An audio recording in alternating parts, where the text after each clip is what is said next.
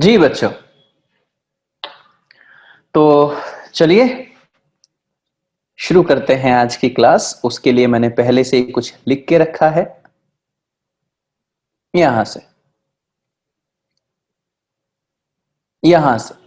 मैंने पहले से ही कुछ आज की क्लास शुरू करने से पहले लिख के रख लिया है, जिससे कि हम जल्दी से थोड़ा सा टॉपिक आज पढ़ लें। तो क्या है वो बात, जरा देखिएगा कि जैसे एक साइकिल व्हील है बच्चों।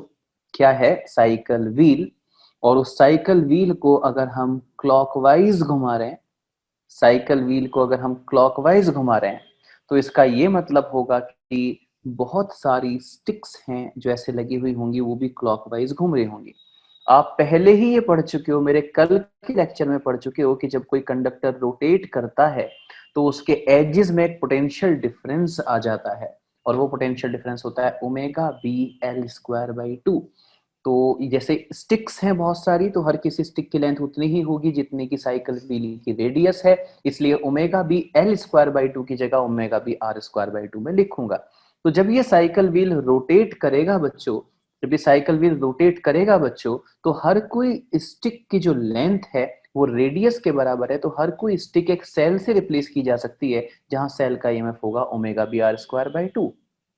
बच्चों, हम लोग करंट इलेक्ट्रिसिटी में ये पढ़ते हैं कि जब इक्वल ईएमएफ की बहुत सारी सेल पैरेलल कॉम्बिनेशन में लगाई जाती हैं, तो नेट ईएमएफ उतना ही होता है जितना कि किसी एक सेल का। ऐसा हम करंट इलेक्ट्रिसिटी में पढ़ते हैं। तो यहाँ पे बहुत सारी सेल इक्वल ईएमएफ की पैरेलल में आ गई हैं, क्योंकि E1 E2 E3 जितने भी होंगे सब बराबर ही होंगे, एक सेल के ईएमएफ के बराबर omega B R square by two. तो इसलिए इस कॉम्बिनेशन का जो नेट ईएमएफ होगा वो किसी एक सेल के ईएमएफ के बराबर ही होगा, that is omega B R square by two. और सरकमफ्रेंस और सेंटर के बीच में omega B R square by two potential difference generate हो जाएगा। ठीक है, इस बात को जरा मैं एक बार और बताऊं। जैसे ये अरेंजमेंट अभी था कि एक साइकिल व्हील है और मैंने ऐसे बहुत सारी स्टिक्स लगाई हुई हैं। तो हर किसी स्टिक को, अगर यहाँ पे एक मैग्नेटिक फील्ड प्रेजेंट है, ध्यान से सुनिएगा सभी, अगर यहाँ पे एक मैग्नेटिक फील्ड प्रेजेंट है, परपेंडिकुलर मैग्नेटिक फील्ड प्रेजेंट है विच इज बी, और मैं इस मैग्नेटिक फील्ड में इस व्हील को ऐसे क्लॉकवाइज घुमा देता हूं, क्लॉकवाइज या एंटी क्लॉकवाइज घुमा देता हूं, तो हर कोई स्टिक एक सेल से रिप्लेस हो जाएगी, और उस सेल का EMF omega B L square by two होगा और लेंथ रेडियस के बराबर होगी। ठीक है जी। एक बात बताओ बच्चों कि अगर मैं यहाँ पे स्टिक्स थोड़ी सी और बढ़ा दूं, थोड़ी सी और स्टिक्स बढ़ा दूं, ये देखो ऐसे, मतलब इतनी सारी स्टिक्स लगा दी कि बीच का सारा गैप ही खत्म हो गया, लाइक दिस। तो जो अरेंजमेंट बनेगा, इतनी सारी स्टिक्स लगा के जो अरेंजमेंट बनेगा, वो अरेंजमेंट किसकी तरह नजर आएगा, जरा बता सकते हो? ये जो बहुत सारी स्टिक्स बढ़ा दी हैं, जैसे 24 बनी हुई थी, 26 बनी हुई थी, 28 बनी हुई थी, 32 बनी हुई थी, वट जो भी अमाउंट था, मैं बढ़ाता चला गया, जो लास्ट में ये जो अरेंजमेंट बना, ये अरेंजमेंट बच्चों किसकी तरह नजर आएगा? ये क्या अरेंजमेंट बन गया, जरा बताना। जी हाँ, आपने बिल्कुल ठीक कहा, ये डिस्क बन गई। क्या बन गई? डिस्क। जो भी स्टिक्स हुआ करती थी, 24 थी या 48 थी, जितनी भी थी, मैंने बहुत सारी बढ़ा दी। लेकिन एक बात बताओ, क्या नंबर ऑफ सेल कितने हैं ये मैटर करेगा? अगर इक्वल ईएमएफ की सेल हैं तो पैरेलल कॉम्बिनेशन में चाहे 2 हो या 2000, क्या फर्क पड़ेगा? नेट ईएमएफ तो उतना ही होगा ना जितना कि एक सेल का ईएमएफ, और एक सेल का ईएमएफ होगा omega B R square by two. इसी को कहते हैं Faraday disc dynamo. Faraday disc dynamo, ये क्या है? किस अरेंजमेंट को कहा गया फेराडे डिस्क डायनेमो? फेराडे ने एक कंडक्टिंग डिस्क ली,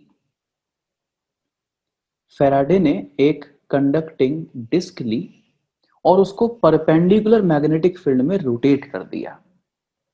तो ऐसा करने से डिस्क के सरकमफ्रेंस और सेंटर ऑफ कर्वेचर के बीच में एक पोटेंशियल डिफरेंस आ गया omega B square by two. Faraday ने एक डिस्क ली और उस डिस्क को परपेंडिकुलर मैग्नेटिक फील्ड में रोटेट कर दिया, उससे सेंटर और सरकमफ्रेंस के बीच में एक पोटेंशियल डिफरेंस आ गया omega B R square by to.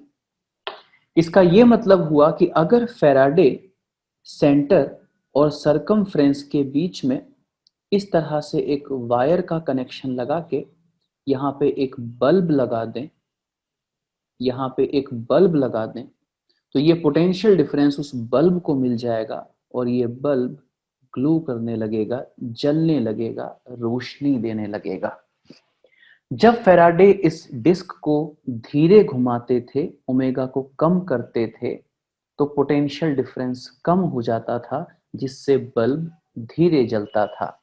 जब फैराडे इस ओमेगा को बढ़ा देते थे तो पोटेंशियल डिफरेंस भी बढ़ जाता था, जिससे बल्ब का जो ब्राइटनेस है वो भी बढ़ जाता था। तो उन्होंने एक ऐसा ये एक्सपेरिमेंट किया, एक अरेंजमेंट ऑब्जर्व किया जिसमें डिस्क की एंगुलर वेलोसिटी से बल्ब की ब्राइटनेस कंट्रोल हो रही थी। उनके इसी एक्सपेरिमेंट को फैराडे डिस्क डायनेमो कहते हैं। तो आप लोग क्या करेंगे, आप लोग कैसे इस चीज को नोट करेंगे, आप सिर्फ हेडिंग डालेंगे। क्या हेडिंग डालेंगे? Faraday disc dynamo, Faraday disc dynamo. Faraday ने एक्सपेरिमेंट किया था, उसमें कंडक्टिंग डिस्क ली थी। डायनेमो वहां पे बोला जाएगा जहां पर भी आप इस तरह से कुछ रोटेट वोटेट कर रहे होंगे और कोई पोटेंशियल डिफरेंस जनरेट होगा, तो वहां पे टर्म आपको डायनेमो यूज करनी पड़ती है। Faraday disc dynamo.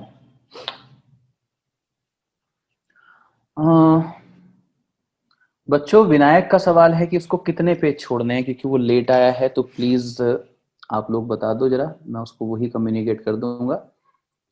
और आप फैराडे डिस्क डायनेमो हेडिंग डाल के उसके अंदर ये एक ड्राइंग बना दें कि ये एक डिस्क है, conducting disc, conducting disc. Vinayak Dhruv ने कहा है 15 पेज छोड़ दीजिए, 15 पेजेस। कंडक्टिंग डिस्क है ये, और इसकी रेडियस आर है, इसकी रेडियस आर है। कंडक्टिंग डिस्क, इसकी रेडियस आर है। नमन कह रहा है 17 पेज छोड़ दो विनायक। ये कंडक्टिंग डिस्क है और इसकी रेडियस आर है।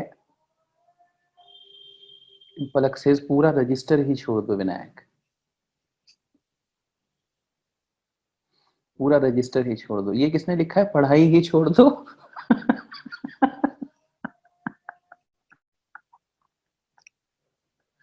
My God.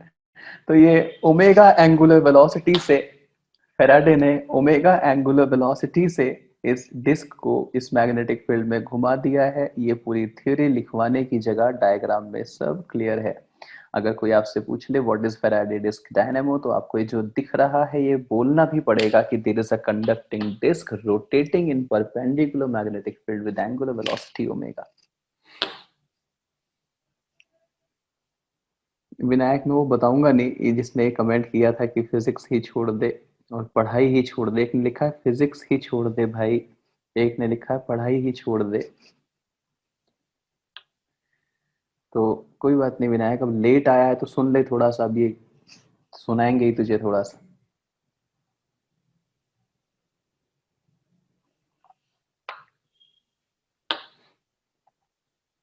और बच्चों, सेंटर और सरकमफ्रेंस के बीच में ऐसे लिखेंगे स्टार बना के, there comes a potential difference, there comes a potential difference between center and circumference.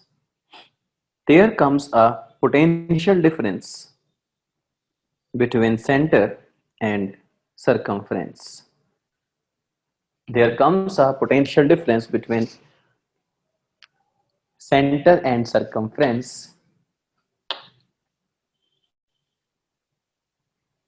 Potential difference को डेल्टा वी से रिप्रेजेंट कर रहा हूं, which is equal to omega b r square by 2, which is equal to omega b r square by 2। बस इसी को Faraday disc dynamo कहते हैं, इसी को फैराडे डिस्क डायनेमो कहते हैं। ओके बच्चों, राइट।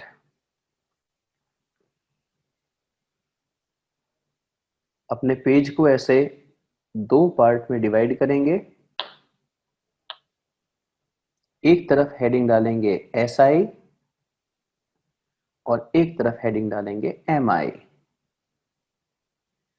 आप फुल फॉर्म लिखेंगे, मैंने शॉर्ट में लिखा है सेल्फ इंडक्शन, म्यूचुअल इंडक्शन।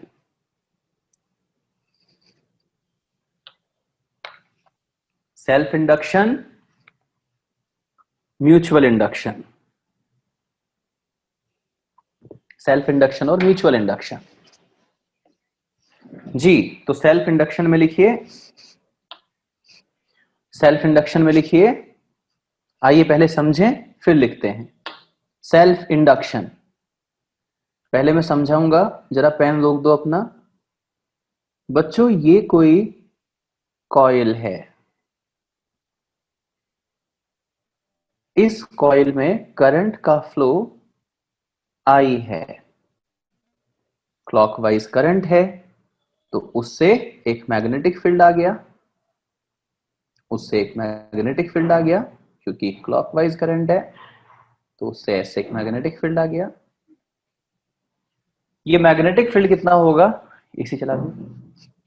ये मैग्नेटिक फील्ड कितना होगा ये इस करंट पर डिपेंड करेगा। ये मैग्नेटिक फील्ड कितना है ये डिपेंड करेगा इस करंट पे, राइट। एक मिनट होल्ड करना बच्चों, ये देखते हैं ड्रॉपर का कोई बच्चा है, सुन के वापस फोन रख देना। तो ये क्लॉकवाइज करंट है बच्चों, इनवर्ड्स मैग्नेटिक फील्ड होगा। ये मैग्नेटिक फील्ड कितना होगा ये इस करंट पर डिपेंड करेगा। तो अगर मैं इस टाइम आपसे ये कहूं कि what is the flux, what is the flux associated with this circular loop, तो आप कहेंगे sir flux is equal to BA cos theta, flux is equal to BA cos theta. तो बच्चों अगर मैं यहां पर ये करंट चेंज करूंगा, अभी तुम्हें लिखने के लिए नहीं बोला है मैंने, अभी सिर्फ कहा है कि चुपचाप बैठ के सुनो, पेन रोक दो अपना।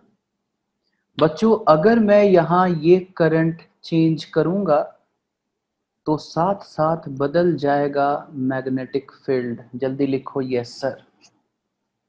अगर मैं एक करंट चेंज करूंगा तो बदल जाएगा ये मैग्नेटिक फील्ड, बदल जाएगा ये मैग्नेटिक फील्ड तो बदल जाएगा फ्लक्स। यस और नो। जब बदल गई करंट तो बदल गया फील्ड, बदल गया फील्ड तो बदल गया फ्लक्स, यही है क्रक्स। तो और फ्लक्स अगर बदल गया तो फ्लक्स बदलने को ही तो इंडक्शन कहते हैं। जब फ्लक्स बदलेगा तो आ जाएगा इंड्यूस्ड ईएमएफ, तो आ जाएगा इंड्यूस्ड ईएमएफ से यस और नो। करंट बदली तो फील्ड बदला, फील्ड बदला तो फ्लक्स बदला, फ्लक्स बदला तो इंड्यूस्ड ईएमएफ आ गया, मतलब इंडक्शन हो गया। मतलब क्या हो गया, इंडक्शन। इस कॉइल का इंडक्शन हो गया। इस कॉइल का इंडक्शन क्यों हुआ, उल्टा चलते हैं अब, उल्टा, पहले सीधा आया ना, अब उल्टा चलते हैं। इस कॉइल का इंडक्शन क्यों हुआ, क्योंकि इस कॉइल का फ्लक्स बदला। इस कॉइल का फ्लक्स क्यों बदला, क्योंकि इस कॉइल का फील्ड बदला। इस कॉइल का फील्ड क्यों बदला, क्योंकि इस कॉइल की करंट बदली। इंडक्शन किसका हुआ, इस कॉइल का। करंट किसकी बदली, इस कॉइल की। मतलब जिस कॉइल का फ्लक्स बदला उसी कॉइल की करंट बदली। से यस और नो। इसी कॉइल का इंडक्शन हुआ और इसी कॉइल की करंट बदली। जिस कॉइल का इंडक्शन हुआ उसी की करंट बदली। इसका मतलब इस कॉइल ने अपना इंडक्शन खुद किया। इस प्रोसेस को सेल्फ इंडक्शन कहते हैं। तुम्हें ये बात समझ में आई जो मैंने बोली। इस कॉइल का इंडक्शन हुआ क्योंकि इसी कॉइल का फ्लक्स बदला, क्योंकि इसी की करंट बदली, खुद की करंट बदली, खुद का इंडक्शन हुआ। बोलो यस और नो, बोलो यस और नो। Thank you. चलो अब लिखना शुरू करो। सेल्फ इंडक्शन के अंदर लिखो, लिखो सेल्फ इंडक्शन में। when current associated with when current associated with a coil changes, when a current associated with a coil changes,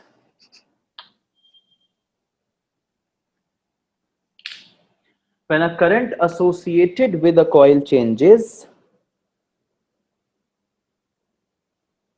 An EMF is, sorry, flux linked with the coil also change.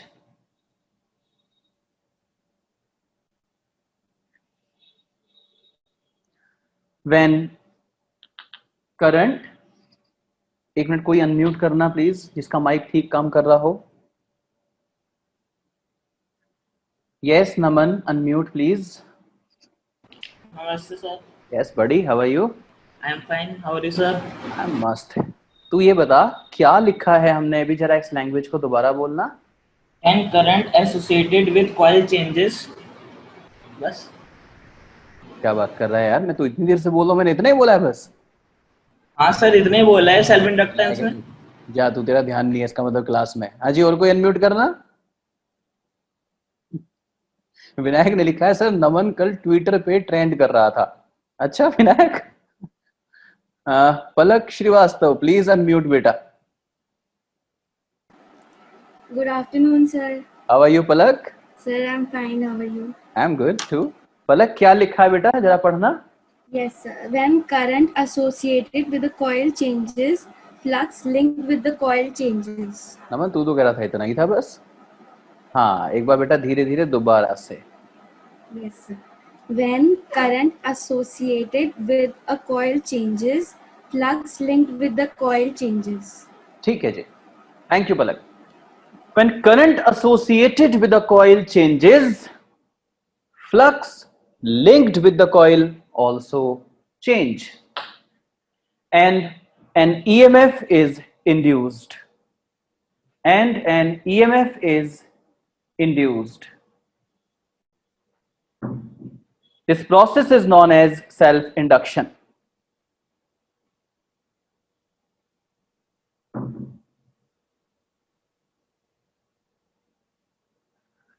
This process is known as self-induction. Vinayak please मुझे जरूर भेजना वो screenshot. This process is known as self-induction. Rudransh तू कहां पर है, बहुत देर से तेरा yes sir no sir कुछ नहीं आया. This process is known as self-induction. तो मैंने क्या कहा, जब किसी आन्या अनम्यूट करना बच्चे, अनम्यूट करो.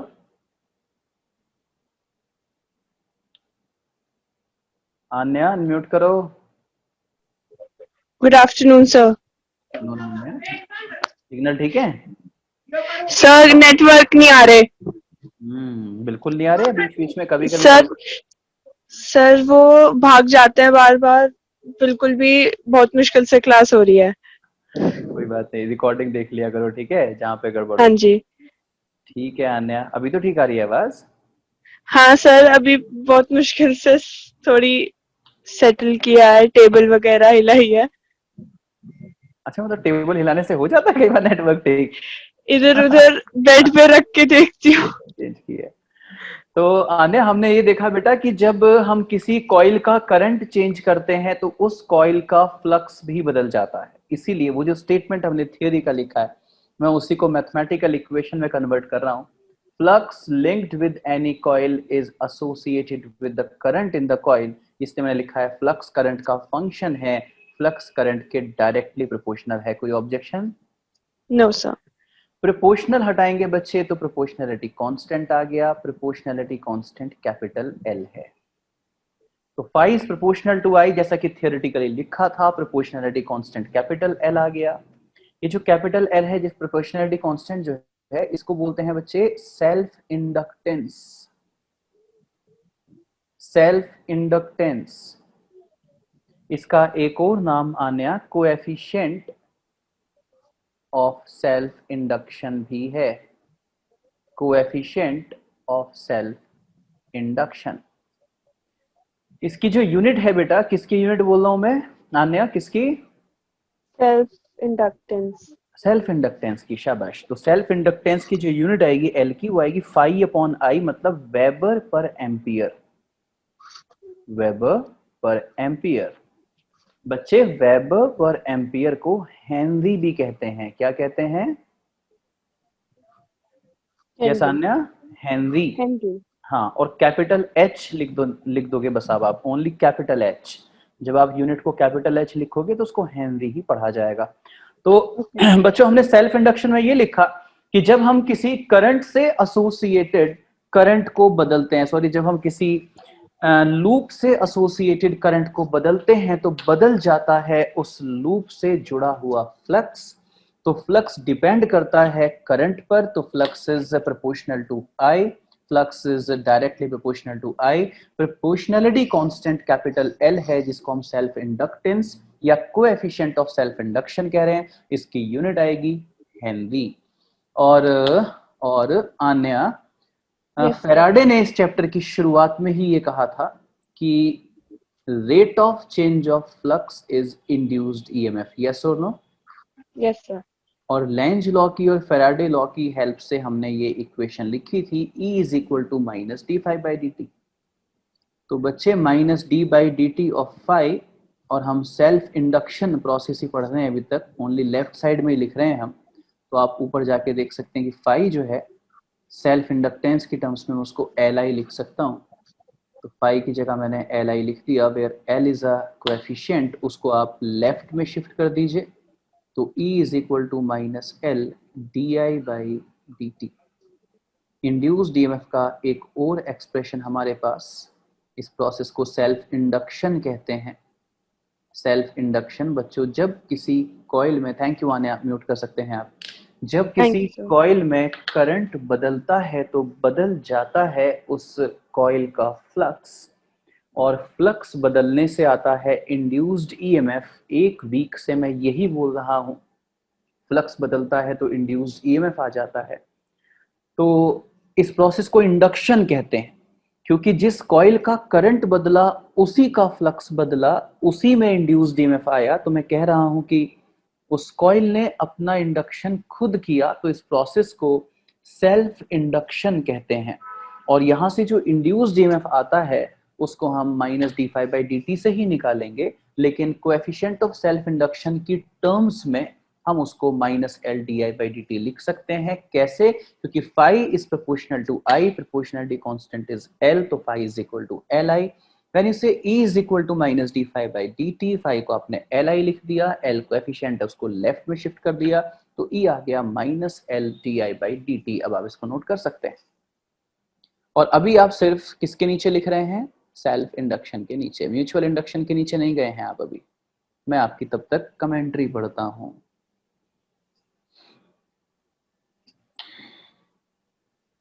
विनायक, जिस टाइम आप पढ़ रहे हैं उस टाइम ट्विटर ना चलाएं प्लीज, ये आपके फ्रेंड्स की एडवाइस है। ध्रुव, आपने मुझे कुछ सवाल भेजे थे जिसका मैंने रिप्लाई नहीं किया, ये तो मुझ पे एलिगेशन है।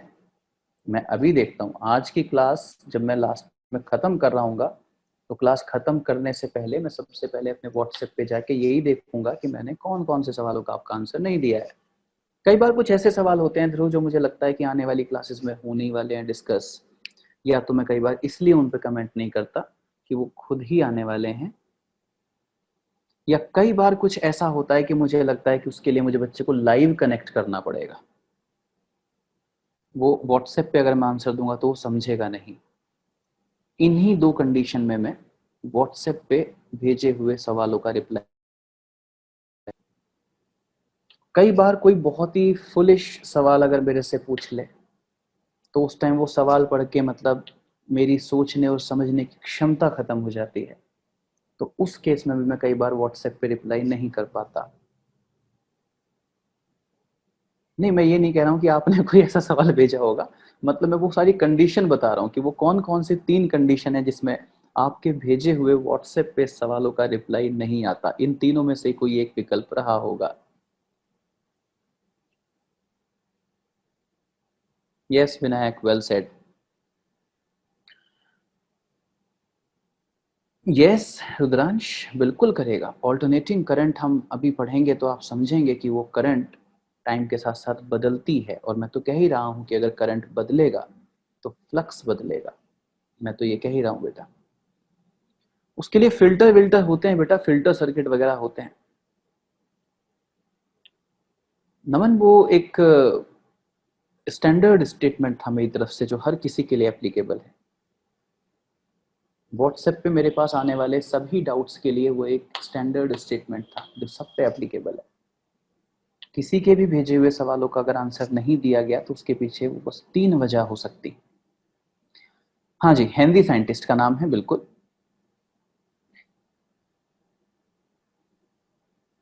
कैफ, ये मैं समझ नहीं पाया आपने क्या लिखा है। अब हम म्यूचुअल इंडक्शन पे चलें। म्यूचुअल इंडक्शन पे ओके, जरा समझिएगा।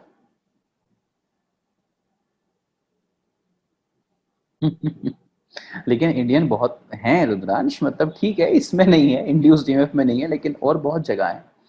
म्यूचुअल इंडक्शन बच्चों समझिएगा। म्यूचुअल इंडक्शन जैसे ये कोई कॉइल है, चलो अब फिर लिखना बंद। अब मैं पढ़ रहा था ना तुम्हारे कमेंट्स, पूरे पेशेंस के साथ पढ़ रहा था, तो अब मत लिखो, अब बस मुझे देखो, मुझे लिखने दो, अब तुम पढ़ो। ये बच्चों कोई कॉइल है और इसके अंदर करंट I1 है, और ये है इसके पास रखा हुआ एक दूसरा कॉइल। अगर हम यहां सिर्फ करंट I1 का फील्ड बनाएं, करंट I1 से आने वाला मैग्नेटिक फील्ड अगर हम बनाएं, तो क्लॉकवाइज करंट है, इनवर्ड मैग्नेटिक फील्ड होगा लूप के अंदर, राइट? आप सब अच्छे बच्चे, हाँ ओनली अच्छे बच्चे, आप सब अच्छे बच्चे ये जानते होंगे कि मैग्नेटिक फील्ड लाइंस हमेशा क्लोज लूप बनाती हैं। अगर वो लूप के अंदर इनवर्ड हैं तो लूप के बाहर वो आउटवर्ड होंगी मैग्नेटिक फील्ड लाइंस। तो ये करंट I1 से आने वाला फील्ड मैंने यहां पर बनाया है। जो करंट I1 का फील्ड है वो इस लूप के अंदर तो इनवर्ड होगा, लेकिन इस लूप के बाहर जब हम इसके आसपास एडजेसेंट लोकेशन पे देखेंगे तो वो पेपर के बाहर आता हुआ होगा। लिखना जरा यस और नो, मैं ठीक कह रहा हूं या नहीं? Right, thank you. तो जिस कॉइल में मैंने करंट बनाई है अभी, जो आपको दिख रहा है, उसको मैं प्राइमरी कॉइल बोलूंगा, और पड़ोस में जो रखा है, एडजेसेंट जो रखा है, उसको मैं सेकेंडरी कॉइल कहूंगा। बच्चों सेकेंडरी कॉइल जो है, सेकेंडरी कॉइल, क्या उस सेकेंडरी कॉइल में फ्लक्स है नहीं है? रिप्लाई करना यस और नो। सेकेंडरी कॉइल में फ्लक्स है या नहीं है? फ्लक्स जानते हो ना, number of field lines penetrating the surface और एरिया। तो है ना, है ना? अरे बोलो है ना? सेकेंडरी में है ना? हाँ है। तो सेकेंडरी कॉइल में फ्लक्स है, कितना कितना है? तो बी ए कॉस थीटा। तो सेकेंडरी कॉइल में जो फ्लक्स आया वो इसलिए आया क्योंकि वहां पे एक मैग्नेटिक फील्ड आ रहा है। बच्चों वो मैग्नेटिक फील्ड कहां से आया? वो मैग्नेटिक फील्ड प्राइमरी कॉइल से आया, और प्राइमरी कॉइल से आने वाला जो मैग्नेटिक फील्ड है वो प्राइमरी कॉइल में जो करंट है उसका फंक्शन होगा। इसका मतलब सेकेंडरी कॉइल का फ्लक्स प्राइमरी कॉइल की करंट पर डिपेंड है। जल्दी बोलो यस और नो, बोलो जल्दी यस और नो। प्राइमरी कॉइल में करंट है लेकिन फ्लक्स सेकेंडरी कॉइल में भी जा रहा है। इसका यह मतलब हुआ डियर स्पर्धा कि अगर प्राइमरी कॉइल में करंट बदलेगा तो सेकेंडरी कॉइल का फ्लक्स भी बदल जाएगा। मैंने कहा भी बदल जाएगा। When current associated with primary coil changes, अंग्रेजों जिन्हें हिंदी नहीं आती वो अंग्रेजी में सुनो। When current associated with primary coil changes, flux linked with the secondary coil also change. Yes or no? जब प्राइमरी कॉइल का करंट बदलेगा तो सेकेंडरी कॉइल का भी फ्लक्स बदलेगा। प्राइमरी का तो बदलेगा ही बदलेगा, प्राइमरी का तो बदलेगा ही बदलेगा। अरे पता नहीं तुम्हारा कुछ कॉन्वेंट के पढ़े हुए, इन्हें नहीं कई बार हिंदी समझ में आती, और कई तो तुम में से ऐसे हैं जिन्हें ना हिंदी आती ना इंग्लिश आती। उनके लिए तो कोई तीसरी भाषा सीखने के प्रयास में हूं मैं। हाँ जी, तो अगर मैं I1 को चेंज करूंगा तो प्राइमरी कॉइल का तो फ्लक्स बदलेगा ही, सेकेंडरी का ही बदलेगा। एक बात बताओ, अगर सेकेंडरी का फ्लक्स बदलेगा, चलो कमेंट्री बन, चुप हो जाओ, अगर सेकेंडरी का फ्लक्स बदलेगा तो सेकेंडरी में इंड्यूस्ड ईएमएफ आएगा ना? जब कहीं फ्लक्स बदलता है तो वहां इंड्यूस्ड ईएमएफ आता है। अगर सेकेंडरी कॉइल का फ्लक्स बदलेगा तो उसमें इंड्यूस्ड ईएमएफ आएगा ना, और उस प्रोसेस को इंडक्शन कहा जाएगा। तो मुझे बताओ कि सेकेंडरी कॉइल का इंडक्शन क्यों हुआ? अगर I1 चेंज होने लगे बच्चों, अगर I1, अभी तुम नोट तो नहीं कर रहे हो ना इसको, जब मैं कहूंगा तब करना। अगर I1 चेंज होने लगे तो क्योंकि I1 पर डिपेंड है सेकेंडरी कॉइल का फ्लक्स, तो सेकेंडरी कॉइल का फ्लक्स भी बदलने लगेगा। तो सेकेंडरी कॉइल में एक इंड्यूस्ड ईएमएफ आ जाएगा। सही कह रहा हूं ना मैं? तो उसको कहा जाएगा कि सेकेंडरी कॉइल का इंडक्शन हो गया। तो सेकेंडरी कॉइल का इंडक्शन क्यों हुआ? सेकेंडरी कॉइल का इंडक्शन क्यों हुआ?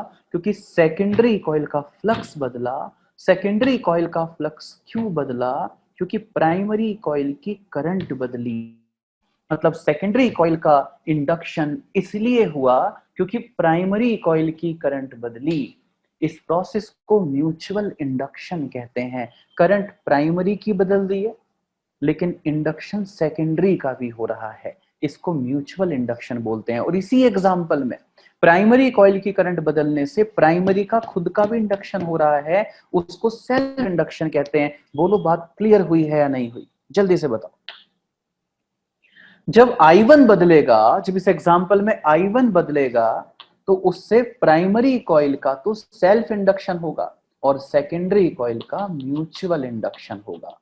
ठीक है जी? तो इसलिए तो कहते हैं ना, पड़ोसी अच्छे रखो। पड़ोस का बड़ा इफेक्ट है, पड़ोस का बहुत इफेक्ट है। ऑनलाइन क्लासेस का ये बेनिफिट है, देयर इज नो पड़ोसी।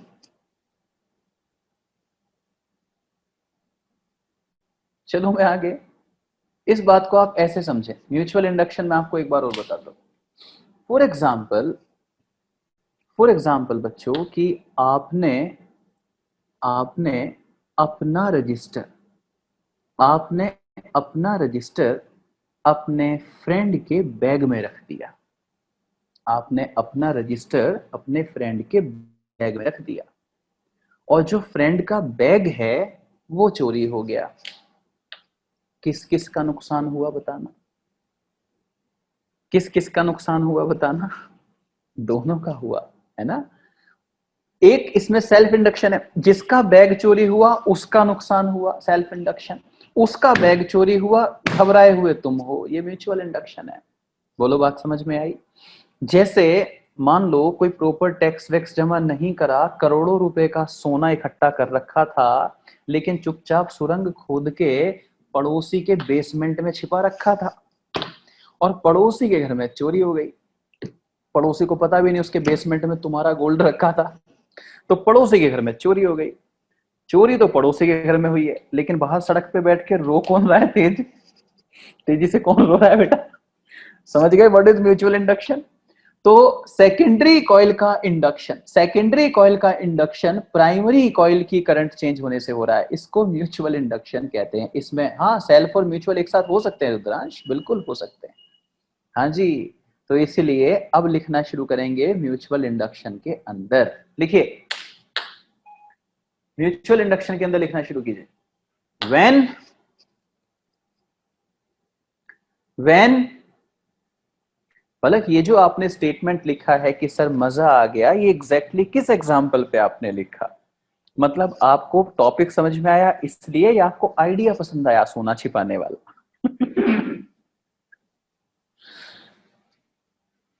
तो तुम ये बातें बाहर बताया मत करो कि ऐसे ऐसे आइडिया भी हमें मिलते हैं। और चलो अगर बताया भी करो तो ये तो कभी मत बताना कि तुम फिजिक्स पढ़ते कहाँ हो गए। म्यूचुअल इंडक्शन ऐसे लिखो, when when current associated with primary coil changes.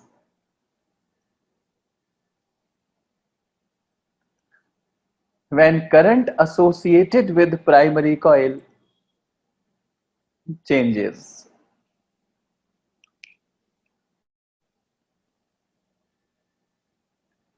then flux linked with secondary coil also get changed. तुम ये कमेंट्री बंद करोगे अब? पढ़ो ध्यान से. When current in primary coil changes, then flux linked with secondary coil also get changed, and an EMF is induced.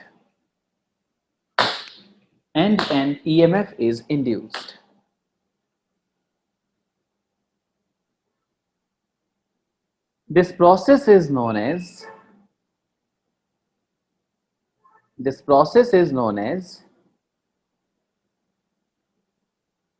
mutual induction. This process is known as mutual induction. अब देख सकते हैं आप स्क्रीन पे, तो मैं क्या लिख रहा हूं? हर्षित, कितना तो स्लो मैंने बोला था. अमूल्या, अनम्यूट करना बच्चे. Good afternoon sir. Good afternoon Amulya. Please एक बार रिपीट कर देना बेटा. When current associated with primary coil changes, then flux linked with secondary coil also get changed and an EMF is induced. This process is called as mutual induction. Thank you बेटा. तो secondary coil का जो flux है वो primary coil की current पर भी depend है. प्रोपोर्शनल हटाया, प्रोपोर्शनलिटी कांस्टेंट आ गया. प्रोपोर्शनलिटी कांस्टेंट को यहां कैपिटल एम से रिप्रेजेंट किया जाता है. इस कैपिटल एम को म्यूचुअल इंडक्टेंस कहते हैं.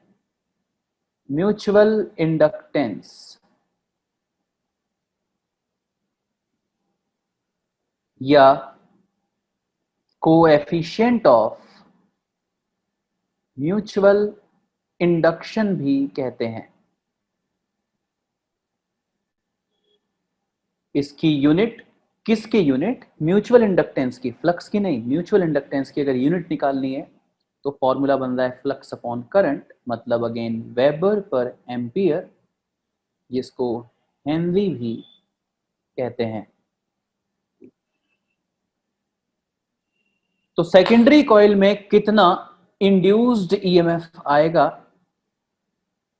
तो वो आप सेकेंडरी कॉइल के rate of change of flux से कैलकुलेट कर सकते हैं. तो सेकेंडरी कॉइल का फ्लक्स φ2, उसको कैलकुलेट करने का एक फॉर्मूला म्यूचुअल इंडक्टेंस की फॉर्म में Mi है, इसलिए मैंने यहां पे Mi लिख दिया. लेकिन कौन सा I? सेकेंडरी कॉइल का फ्लक्स प्राइमरी कॉइल की करंट, क्योंकि आप म्यूचुअल लिख रहे हैं ना यहां पे, तो आप जिसका फ्लक्स लिख रहे हैं उसके पड़ोसी की करंट लिखिएगा, क्योंकि म्यूचुअल इफेक्ट देखा जा रहा है, सेल्फ नहीं. सेल्फ में जिसका फ्लक्स उसी की करंट, इसमें पड़ोसी. तो यहां φ2 लिखा है तो यहां I1, इसलिए φ2 की जगह मैं यहां पे I1, यहां φ2 की जगह Mi1 लिख रहा हूं. M एक कोएफिशिएंट है, उसको बाहर कर दीजिए, माइनस M di/dt. बस ये याद रखिएगा कि आप सेकेंडरी कॉइल का इंड्यूस्ड ईएमएफ देख रहे हैं, तो ये di/dt rate of change of current primary coil का होगा. प्राइमरी कॉइल का होगा.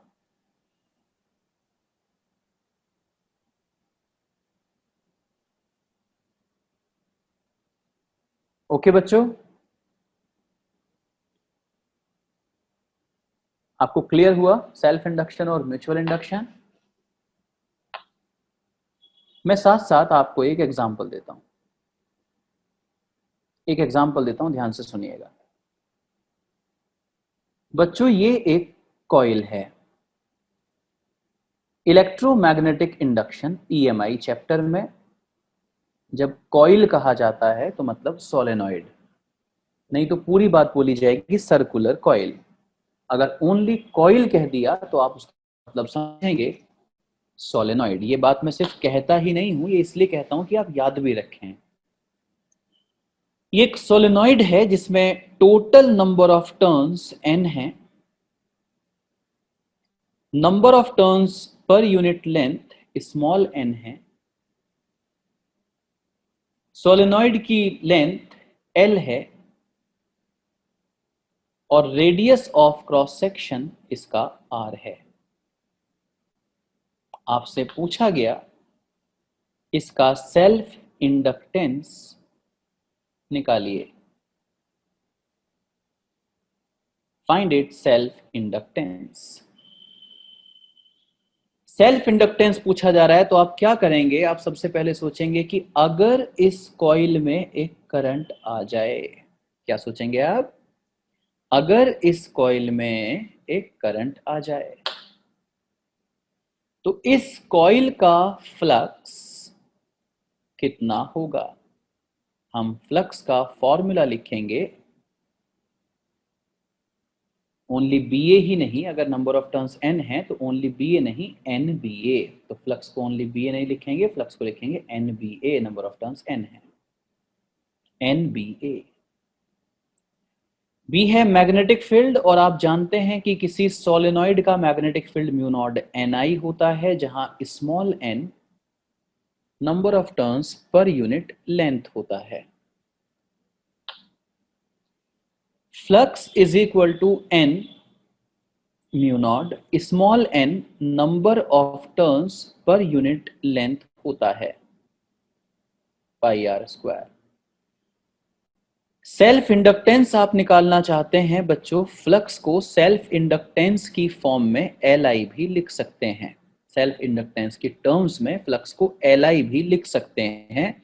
ये मैंने आपको अभी 5 मिनट पहले पढ़ाया। Mu naught n square I pi r square upon L। Small l length को रिप्रेजेंट कर रहा है और कैपिटल L सेल्फ इंडक्टेंस को। I is cancelled with I, current दोनों तरफ कैंसिल आउट हो गया। Self inductance mu naught n square pi r square upon L आया। इस सोलेनॉइड का सेल्फ इंडक्टेंस इतना होगा, mu not n square pi r square upon L। बच्चों, क्योंकि small n number of turns पर लेंथ को कहते हैं,